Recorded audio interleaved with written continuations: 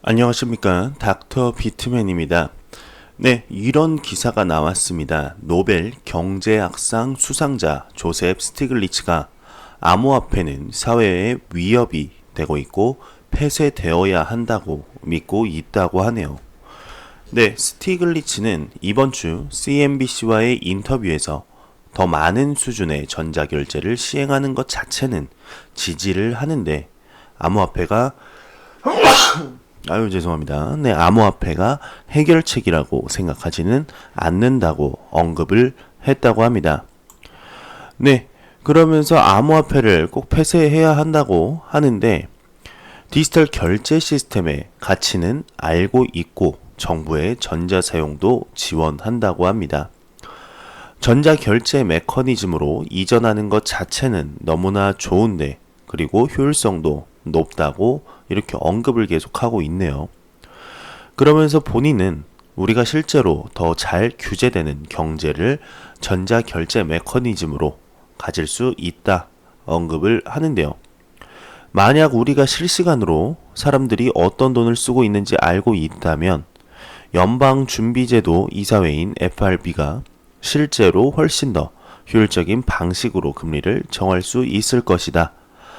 본인 생각에는 더 나은 거시경제 관리를 할 수 있을 것 같다라고 언급을 하고 또한 일부 불법적인 경제 활동을 억제할 것이라고 언급을 하면서 암호화폐 자체가 주어진 많은 관심을 방해한다며 왜냐하면 그것들은 투명한 플랫폼에서 불투명한 플랫폼으로 물건을 옮겼기 때문이라면서 무슨 이상한 말을 하고 있다고 하네요.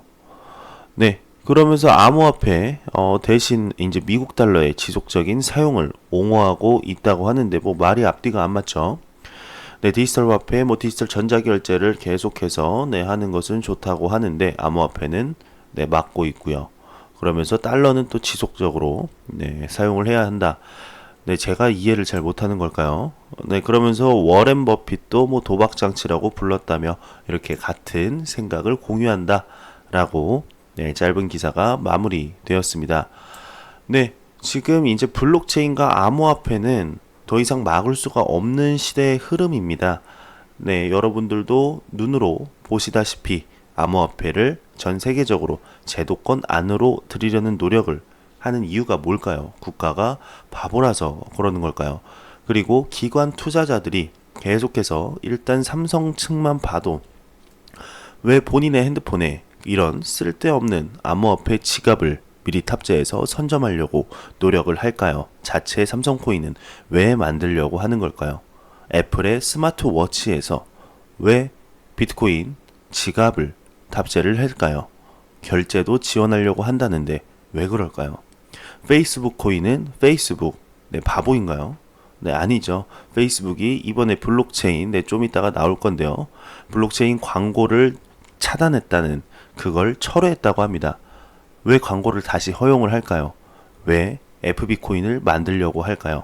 JP모건은 왜 JPM 코인이라고 처음에 이렇게 암호화폐를 욕했던 사람들이 왜 자체적으로 암호화폐를 만들려고 할까요? 네, 조금만 생각하면 답이 나오는 부분 아닐까요?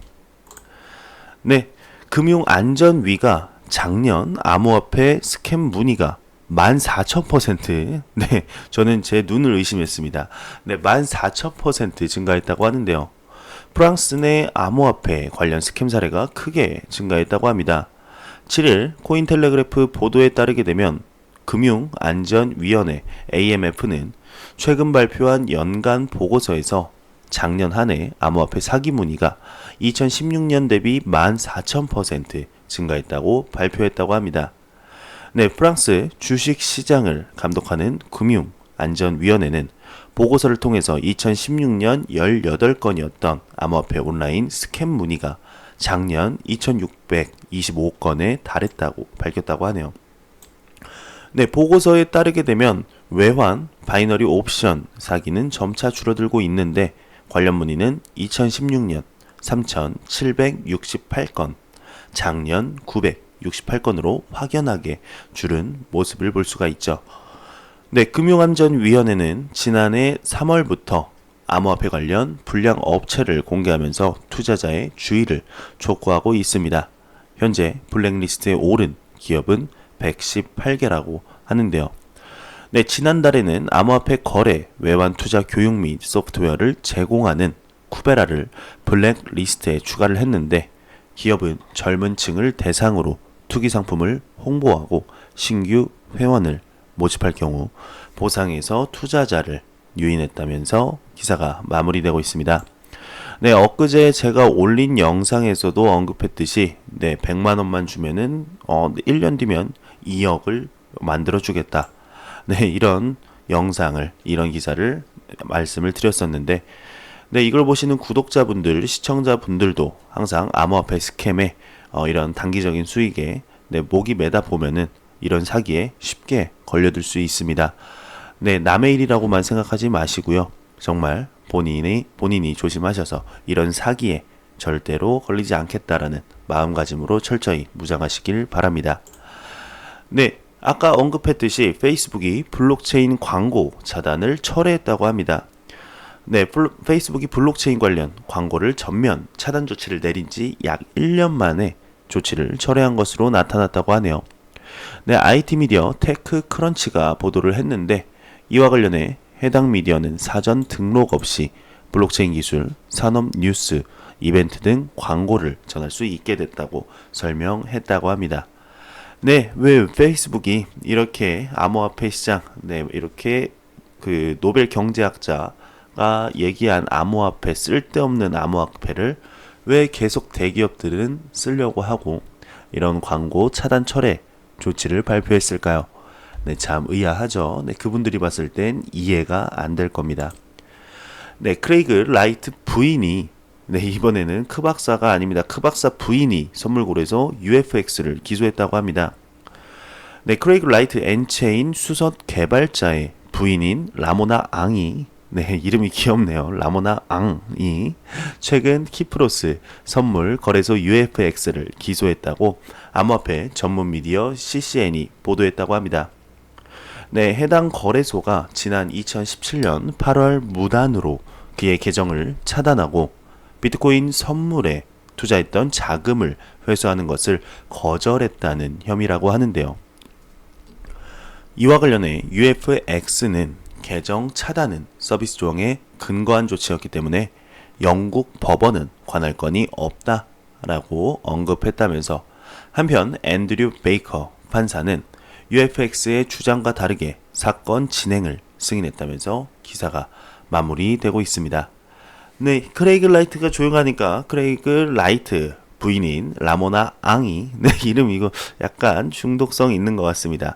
네, 그 박사 부인 라모나 앙께서 이렇게 기사에 등장을 하고 계시네요. 네, 이름 참 귀여우신 것 같네요. 네, IBM이 유럽 통신사 오렌지와 블록체인 로밍 솔루션을 개발한다고 합니다. IBM이 최근 프랑스의 다국적 통신사 오렌지, 시니버스 러시아 이동통신사 MTS와 함께 오픈소스 블록체인 기반 파일럿 프로그램을 개발하고 있는 것으로 나타났다고 합니다. 네, 이를 통해서 모바일 로밍의 결제 및 정산 서비스를 개선할 계획이라고 하네요. 네, R3의 무역, 금융 앱 볼트론 테스트가 이뤄졌다고 하는데요. 글로벌 은행, 기업 50여 곳이 참여했다고 합니다.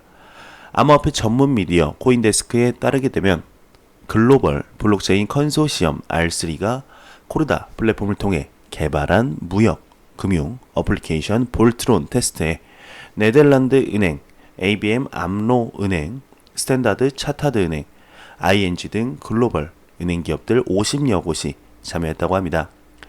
네, 이와 관련 R3는 기존 무역 시스템에선 문서 처리에 약 5에서 10일 정도의 시간이 소요되는 반면 볼트론은 24시간 이내에 처리할 수 있다고 설명했다고 하는데요. 네, 이번 테스트에 참여한 은행 및 기업 중 96%는 볼트론이 무역, 금융 프로세스를 개선하고 비용을 절감하는 데 도움이 된다고 답했다고 합니다. 한편 R3 코르다 플랫폼은 무역 중에 발생하는 정보 불일치, 결제 지연, 복잡한 신용거래 절차 등의 문제들을 해결하기 위해 출시했다고 하네요. 네, 대시가 기프트카드 업체 글리터와 제휴 체결을 했다고 합니다.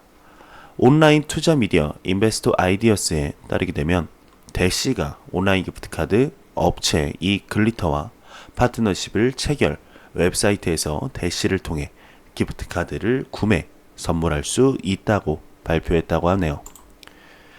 네, 미 일리노이 주 정부가 블록체인 도입 법안을 검토했다고 합니다. 미국 일리노이 주 정부가 블록체인 기반 정부 서비스를 제공하기 위한 HB 3575 법안을 검토하고 있다고 하네요. 이와 관련해 해당 법안 지지자인 데이브 ���러 하원이 매달 수십만 명의 소비자가 개인정보를 도난당한다는 소식을 접하고 있는데 지방정부는 블록체인을 통해 더욱 안전하게 소비자 정보를 보호할 수 있다고 진단했다고 합니다. 네, HB 3575 법안에 따르게 되면 지방정부는 스마트 컨트랙트를 통해서 법정에서 중요 기록, 증거, 법률 조건 및 서명 등을 저장할 수 있다고 하네요. 네, 루비니와 노보그라츠가 비트코인과 암호화폐를 두고 설전을 벌인다고 합니다.